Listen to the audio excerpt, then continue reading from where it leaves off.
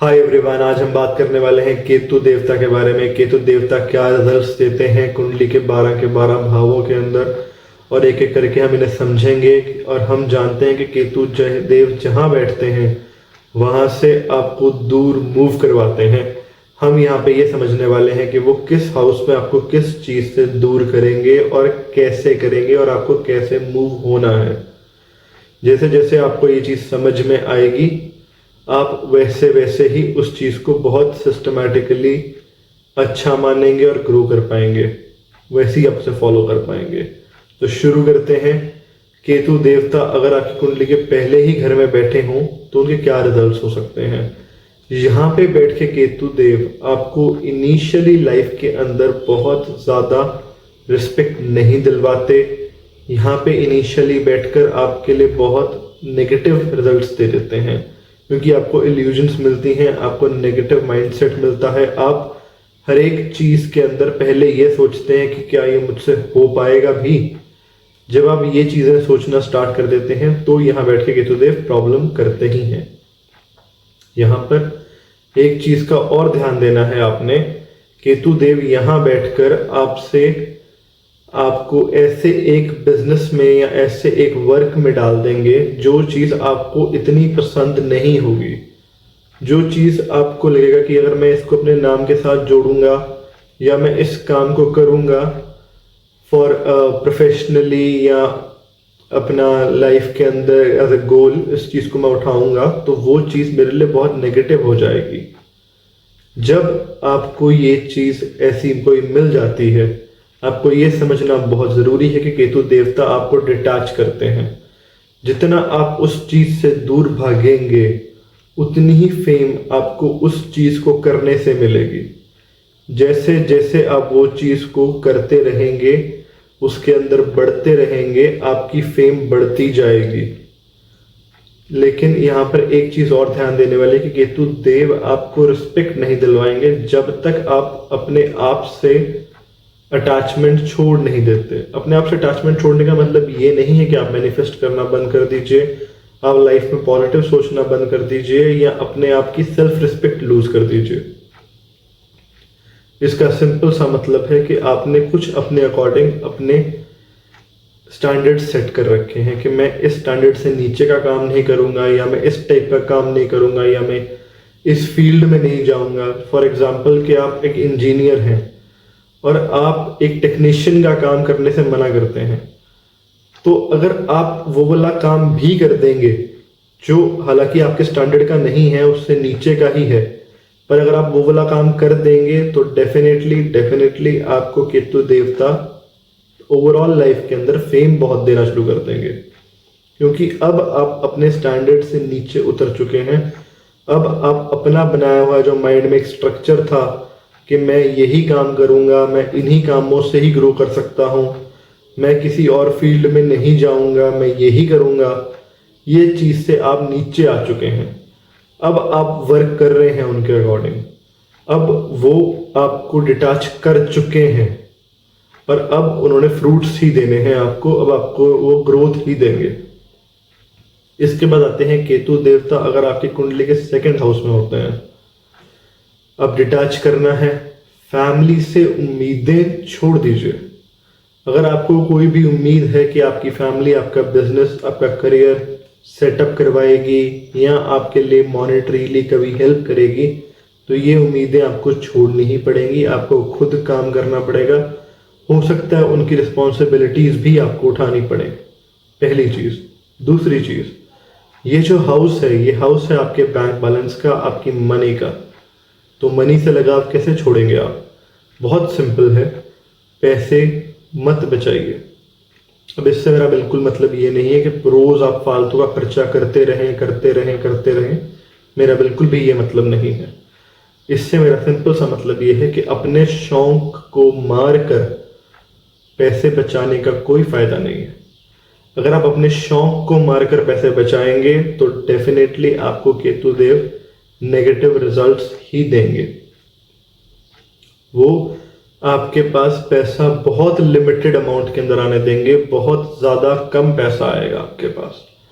आपको time and again बारी बारी केतु देव तंग करेंगे इसी एक प्रॉब्लम के ऊपर। वो आपको बारी बारी एक ही चीज़ कहेंगे कि नहीं, मैं फंडिंग नहीं दूंगा, मैं और पैसा नहीं दूंगा। और जिस दिन आपने उन चीज़ों को छोड़ दिया, अपने शौक मारने बंद कर दिए, क्योंकि यहाँ बैठ के केतुदेव आपको एक इल्यूजन देंगे कि आपको हर टाइम पैसा बचाना है, जबकि आप ये देखेंगे कि जितने आप अपने शौक पूरे करते रहेंगे उतना ज़्यादा पैसा आता जाएगा। अब मेरे क्लाइंट हैं, उनका केतु है सेकंड हाउस के अंदर, वो अपने शौक पूरे करने स्टार्ट कर गए थे। उनके पास मेरे ख्याल कुछ लास्ट 5000 रुपीज़ थे उनके बैंक बैलेंस के अंदर। उनकी इमीडिएटली महीने के अंदर जॉब लग गई, जॉब लगी, ग्रो करना स्टार्ट हो गया, वापस सब कुछ ट्रैक पे आना स्टार्ट हो गया। आपको यही समझना पड़ेगा कि आपको पैसे बचाने नहीं हैं अपना शौक मार के। आपको शौक नहीं मारना, कोई भी चीज़ जो आपका मन करता है कि मुझे खरीदनी है, मुझे यूज़ करनी है, मुझे यूटिलाइज करनी है, वो आप ज़रूर खरीदें, चाहे वो छोटी हो चाहे वो बड़ी हो। अगर वो आपकी उस टाइम पे पॉकेट अलाउ करती है, पॉकेट अलाउ का मतलब है कि आपके पास उतने पैसे हैं कि आप वो चीज़ खरीद सकते हैं, तो आप वो चीज़ खरीद लीजिए, आपके पास और पैसे ऑटोमेटिकली आते ही जाएंगे। इसके बाद हम मूव करते हैं केतु देवता इन थर्ड हाउस के अंदर। थर्ड हाउस जैसे कि हम जानते हैं कि है आपकी स्ट्रगल्स का, आपकी मेहनत का, आपके मार्केटिंग का, सेल्स का, इन चीज़ों का हाउस बनता है ये। यहाँ बैठ के केतु देव आपसे काम करवाएंगे मल्टीपल एरियाज के अंदर, मल्टीपल डायरेक्शंस के अंदर, लेकिन आपने ये नहीं सोचना कि मैं जो ये काम कर रहा हूँ इससे मुझे कोई बेनिफिट मिलेगा या नहीं मिलेगा, क्योंकि आप on daily basis random skills सीखते जाएंगे। जब आप ये रैंडम स्किल्स सीखते जाएंगे तो ये बहुत पॉजिटिव इम्पैक्ट रखने वाले हैं आपके करियर में लॉन्ग रन के अंदर। लेकिन अगर आप हर टाइम ये पूछते रहेंगे कि यार मैं ये सीखने जा रहा हूँ ये मेरे लिए बेनिफिशियल होगा भी या नहीं होगा, या नेगेटिव तो नहीं है, या बस मैं सिर्फ सीखने के लिए आया हूँ, सीखता ही रह जाऊँगा, मैं सिर्फ यही काम है, फिर केतु देव पॉजिटिव रिजल्ट्स नहीं देने वाले, वो बहुत नेगेटिव रहेंगे और बहुत लंबे टाइम तक रहेंगे। जितनी जल्दी लेसन लर्न कर लेंगे आप, उतना ही बेटर रहेगा। आपको रोज़ अपने आप को एक बेटर स्किल के साथ मूव ऑन करवाना है एक पाथ के ऊपर। आपको जैसे अगर आप एक जॉब में हैं, सॉफ्टवेयर डेवलपर हैं, आपने अभी 3 लैंग्वेजेस सीखी हैं, आपको कल चौथी लैंग्वेज लर्न करनी शुरू कर देनी चाहिए या कुछ ना कुछ नया स्टार्ट कर देना चाहिए जो आपकी हायर पोस्ट या हायर प्रमोशन के लिए इम्पोर्टेंट है। पर माइंड में ये ना रखिए कि कल ही प्रमोशन आ जाएगी या परसों ही प्रमोशन आ जाएगी। आपने सिर्फ वो स्किल गेन करना है, क्योंकि वो स्किल आपके लिए एसेंशियल होगा, आपके लिए लॉन्ग टर्म में फेवरेबल होगा। बस ये सोचकर सिर्फ सीखने के लिए वो स्किल गेन करते रहिए, सिर्फ करने के लिए काम को कीजिए। इसलिए मत कीजिए कि मेरा इंसेंटिव पूरा हो रहा है कि नहीं हो रहा है, मेरा वो इंसेंटिव आज पूरा होगा नहीं होगा। आप इंसेंटिव की परवाह छोड़ दीजिए। अगर आप मार्केटिंग में हैं, सेल्स में हैं, आप इंसेंटिव की जितनी परवाह छोड़ देंगे वो ऑटोमेटिकली पूरा होना शुरू हो जाएगा। क्योंकि आप बहुत ज़्यादा स्ट्रेस ले लेते हैं कि मेरा इंसेंटिव अभी अटका हुआ है या मेरा ये काम अभी अटका हुआ है, मैं कैसे पूरा करूँगा, ये पूरा होगा भी या नहीं भी हो पाएगा। अगर आप ये चीज़ छोड़कर जितना आपके हाथ में है, कंट्रोल द कंट्रोलेबल, सिंपल सी लाइन है, कंट्रोल द कंट्रोलेबल, जितना आपके हाथ में है उतना आप कभी करते रहेंगे तो चीज़ें ऑटोमेटिकली आपके फेवर में टिल्ट होनी स्टार्ट हो जाएंगी। आप अपने अकॉर्डिंग आज से बेटर कल हो जाएंगे और कल से बेटर परसों हो जाएंगे, तो ऑटोमेटिकली वो काम बनना स्टार्ट हो जाएगा। अब हम मूव करते हैं, अगर केतु देव आपकी कुंडली के 4th हाउस में बैठ जाते हैं तो 4th हाउस एक बहुत ही ट्रिकी प्लेसमेंट हो जाती है। ट्रिकी इन द सेंस, सबसे पहली चीज़ कि हर एक इंसान डिज़ायर करता है कि उसका घर बने।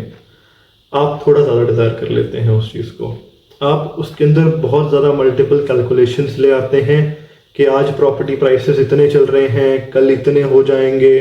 इन्फ्लेशन रेट के साथ, अगर आज इन्फ्लेशन रेट 12% पे है, प्रॉपर्टी का इन्फ्लेशन रेट अप्रॉक्सीमेटली आजकल तो 100% पे भी चल रहा है। अगर हम 3 साल से देखें पिछले, तो 3 साल में ऑलमोस्ट प्रॉपर्टी रेट्स डबल ही हो चुके हैं। अगर आप ऐसे देखेंगे और इन्हें कैलकुलेशंस में लेकर आते रहेंगे तो केतु देव आपको प्रॉपर्टी का सुख नहीं देंगे। ये आप क्लियरली समझ लीजिए, प्रॉपर्टी का सुख नहीं मिलने वाला फिर। क्यों? क्योंकि केतु देव को नहीं पसंद कि कोई भी व्यक्ति किसी भी मोह से, किसी भी माया से जुड़ा रहे।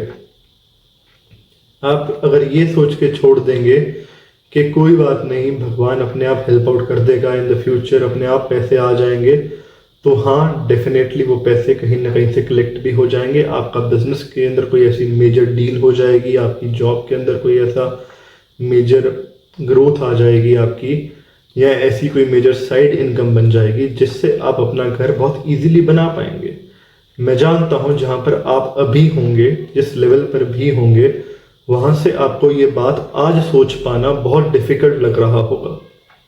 लेकिन अगर इजी होता तो केतु देव तक की डिटैचमेंट बहुत इजीली सब लोग ही कर लेते।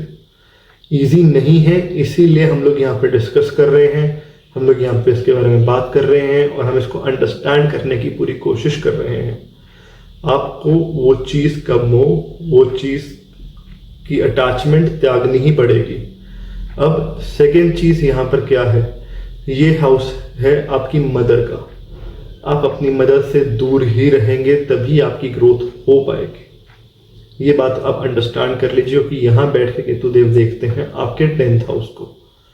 10th हाउस को देखते हुए वो उधर भी रिजल्ट्स थोड़े से डामाडोल कर देते हैं अगर आप किसी भी एक चीज़ से अटैच हो जाते हैं। अब मदर से अटैचमेंट तो किसी भी व्यक्ति की ख़त्म नहीं हो सकती, लेकिन आप उनसे दूर रहेंगे तो केतु देव पॉजिटिव रिजल्ट्स दे देते हैं। और प्रॉपर्टी का मैंने आपको बता ही दिया है, प्रॉपर्टी का, व्हीकल्स का, किसी भी चीज़ से अटैच हो जाना बहुत पॉजिटिव रिजल्ट्स नहीं देने वाला आपको, उल्टा वो उन चीज़ों को डिले ही करेगा और बहुत लंबे टाइम तक डिले करेगा। इसलिए आप ये पॉइंट समझ लीजिए कि अगर केतु देवता 4th हाउस में है तो आज से ही प्रॉपर्टी की, गाड़ियों की कॉस्टिंग की, आप अपनी किसी भी लग्जरियस आइटम की कैलकुलेशन करना बंद कर दीजिए। मनी अपने आप आ जाएगी, आपके कैलकुलेट करने से तो नहीं आने वाली, क्योंकि अभी तक आपने बहुत कैलकुलेशंस कर ली हैं ऑलरेडी और वो नहीं आई है। नेक्स्ट हम मूव करते हैं 5th हाउस में। 5th हाउस केतु बहुत अच्छी प्लेसमेंट नहीं कही गई है, काफ़ी नेगेटिव प्लेसमेंट कही जाती है। उसका रीज़न यहाँ पर ये भी हो जाता है कि 5th हाउस आपके लव लाइफ का हाउस हो जाता है, और अगर आप अपने लवर से ही डिटैच हो जाएंगे तो वो एक स्टेबल रिलेशनशिप कैसे मूव करवाएगा और कैसे चलवाएगा, ये बात आपको समझनी पड़ेगी। जहाँ भी मैंने केतु देव अभी तक बताए हैं या मैं आगे बताने वाला हूँ, उन सब में ना एक पॉइंट का ध्यान ज़रूर रखिएगा प्लीज़, कि अगर आपके केतु देव के साथ कहीं से भी जुपिटर आके बैठ जाता है या जुपिटर उसको देख लेता है तो आप ये चीज़ें ऑलरेडी बहुत जल्दी समझ जाएंगे लाइफ के अंदर। बहुत जल्दी से मेरा मतलब ये है कि अगर आपकी लाइफ 70 साल की है या 75 साल की है या 100 साल की है तो आप इनिशियल 25% निकाल देने के बाद ही समझ पाएंगे इस चीज़ को। उसका सिंपल सा रीज़न है क्योंकि कोई भी प्लैनेट अपना जो इफेक्ट है उसे स्किप नहीं करता, अपने जो ड्रॉबैक्स हैं, अपने जो नेगेटिव इफेक्ट्स हैं उन्हें स्किप नहीं करता, लेकिन जो दूसरा प्लैनेट उसको एस्पेक्ट कर रहा है वो उसको विद इन सम टाइम बहुत जल्दी ही पॉजिटिव कर देता है। तो उसमें इतना टाइम तो लग ही जाता है जितना मैंने आपको बताया है। मतलब आप 25 से 30 साल की एज के बीच में ये बात समझ जाएंगे कि आपको इस चीज़ की अटैचमेंट छोड़नी पड़ेगी अगर वहाँ पर जुपिटर हुआ तो। सिर्फ तब, अगर जुपिटर केतु को ना देख रहा हो, एस्पेक्ट ना हो या किसी नेगेटिव प्लैनेट का एस्पेक्ट हो वहाँ पे, फिर आप, ये बहुत हार्ड लेसन है और बहुत लंबा लेसन है आपके लिए। आप जितनी जल्दी ही सीख सकते हैं आपको खुद ही सीखना पड़ेगा इसको। 5th हाउस केतु पे दोबारा वापस आते हैं। अगर केतु देवता 5th हाउस के अंदर बैठते हैं तो 5th हाउस में बैठकर वो आपको आपके लवर से डिटैच करते हैं, आपके बच्चों को आपके साथ मेंटली मैच नहीं होने देते। मतलब जो जिस ग्राउंड पे आप बोलेंगे कि बच्चों को कि यार नॉर्थ है ये, वो शायद आपको बोलेंगे ये साउथ है, नॉर्थ नहीं है। आपकी एक म्यूचुअल अंडरस्टैंडिंग जो होती है वो एक सेट नहीं बैठ पाती किसी भी एक डिफाइंड पाथ के ऊपर। यही सेम प्रॉब्लम आपको आपके लवर के साथ भी आएगी, और अगर उसी लवर से शादी हो जाती है तो उसके साथ भी आएगी। तो लव एंगल्स लाइफ में थोड़े से डामाडोल रहेंगे ही रहेंगे। इन्वेस्टमेंट अपॉर्चुनिटीज क्लियरली दिखेंगी नहीं लाइफ के अंदर आपको। तो बेटर यहाँ पर यही होता है कि जो इन्वेस्टमेंट्स हैं वो आप अपने नाम पर ना करके घर में किसी और ट्रस्टेबल बंदे के नाम पर कर लें, जैसे अपनी वाइफ के या अपनी मदर के, किसी एक के नाम पर कर लेंगे ताकि अगर इन्वेस्टमेंट आपसे दूर रहेगी तो आप काइंड ऑफ उससे डिटैच्ड ही रहेंगे और इन्वेस्टमेंट ग्रो कर पाएगी। क्योंकि इन्वेस्टमेंट कोई भी व्यक्ति ये सोच के नहीं करता कि मेरा ये पैसा मर जाए, और केतु देव आपको डिटैच जरूर करके रखेंगे। अगर आप थोड़ी सी भी अटैचमेंट रखेंगे उस इन्वेस्टमेंट से तो वो उसको ग्रो नहीं होने देंगे। इससे बेटर है कि अपने अपने नाम पर रखो ही मत, रखो ही किसी और के नाम पर जिसके नाम पर वो ग्रो हो सके। अब हम नेक्स्ट बात करते हैं केतु देवता in the 6th house. 6th house, house of enemies, house of competition, house of legal problems. हम इन्हें अब समझने वाले हैं। केतु देवता यहाँ बैठकर आपको एक तो पैरानॉइड बना देंगे कि आप पर कभी भी कोई भी व्यक्ति कोई भी लीगल प्रॉब्लम लेकर आ सकता है। ये आप समझिएगा, क्योंकि आपके ऊपर कभी भी कोई भी व्यक्ति लीगल प्रॉब्लम लेकर आ सकता है। इसका मतलब है कि आपको हर टाइम एक टेंशन रहेगी कि मैं सही काम कर तो रहा हूं ना, मेरा सही काम लोगों को सही लग तो रहा है ना, कहीं ऐसा तो नहीं हो जाएगा कि अगर मैं मेरा काम थोड़ा सा भी ऊपर नीचे करूँगा तो कोई मेरे पे केस कर देगा या मेरा नाम खराब हो जाएगा पब्लिक के अंदर, या मेरी पब्लिक इमेज डाउन चली जाएगी। ऐसी बहुत सी चीज़ों की टेंशन उस व्यक्ति को रहती ही है, और ये एक प्रॉब्लमैटिक प्लेसमेंट इसीलिए बन जाती है क्योंकि जब आप ये टेंशन बहुत ज़्यादा लेते हैं तो चांसेस बन जाते हैं कि कई बार आप पर लीगल एक्शन तो शायद ना हो, लेकिन आप इस चीज़ की टेंशन के अंदर डिप्रेशन में जा सकते हैं। आप इसी के साथ टेंशन ले लेके डिप्रेशन में चले जाएंगे, क्योंकि लीगल एक्शन होए इतना प्रोमिनेंट नहीं है ये पोजीशन। ये चांसेस बहुत बहुत नील के अकॉर्डिंग है यहाँ पर। दूसरी चीज़ यहाँ पर है कि जब भी आप कोई कोर्ट केस फाइट करते हैं आप ये सोच के फाइट करते हैं कि ये मेरे हित में ही आए और मेरे साइड पर आए। तो वो केतु देवता यहाँ पर आपकी अट्रैक्शन देख लेते हैं अपने पॉजिटिव रिजल्ट्स की तरफ पर, और वो उसको नेगेटिव कर देते हैं। इसलिए बेटर यहाँ पर ये होता है कि जितना हो सके अगर कोई फैमिली में चलता हुआ कोर्ट केस आ रहा है तो उसको आप मत चेज करिए, किसी और को करने दीजिए फैमिली में से। आप अगर उसको चेज करेंगे, चाहे वो आपके नाम पर भी है, आप अगर उसको चेज करेंगे, आप अगर उसमें रोज इंटरेस्ट लेंगे, उसके लिए रोज धक्के खाएंगे, तो वो केस आपको पॉजिटिव रिजल्ट्स नहीं देगा। अपना तो पैसा आपका जाएगा ही जाएगा, बाकी फैमिली का भी जा सकता है। इससे बेटर है कि आप उसको चेज करना बंद कर दीजिए, कोई और ही करे तो बेटर रहेगा। यहीं बैठ के केतु देव एक चीज का और ध्यान रखना चाहिए आपको कि केतु देव यहाँ बैठकर आपका जो माइंड है उसके साथ बहुत ज्यादा गेम्स प्ले करते हैं। आप वर्स्ट केस सिनेरियो सोच लेते हैं अपने एनिमीज के साथ अपना। आप सोच लेते हैं कि कहीं ये मुझ पे फिजिकल हार्म तो नहीं कर देंगे, कहीं ये मेरा नाम तो नहीं खराब कर देंगे, कहीं ये मेरी जॉब तो नहीं खा जाएंगे। आप इतना ज़्यादा ओवरथिंक कर लेते हैं इस चीज़ को, जितना तो शायद उस व्यक्ति ने खुद भी नहीं सोचा होगा जो आपके अगेंस्ट खड़ा था। इसीलिए मैं यहाँ पर आपको कहता हूँ कि आप जितना हो सके लोगों से पंगा ना लें, गुस्से पे नियंत्रण रखें, दूर रहें और ठंडे रहें, क्योंकि आपकी ओवर थिंकिंग ही आपका सबसे बड़ा एनिमी है इस हाउस के अंदर अगर केतु देवता यहाँ बैठते हैं। ये था इस वीडियो का फर्स्ट पार्ट। नेक्स्ट पार्ट लेकर मैं जल्दी ही आऊँगा। अगर आपको मेरा ये वीडियो पसंद आया हो तो प्लीज़ मेरे चैनल को सब्सक्राइब कर लीजिएगा। Thank you.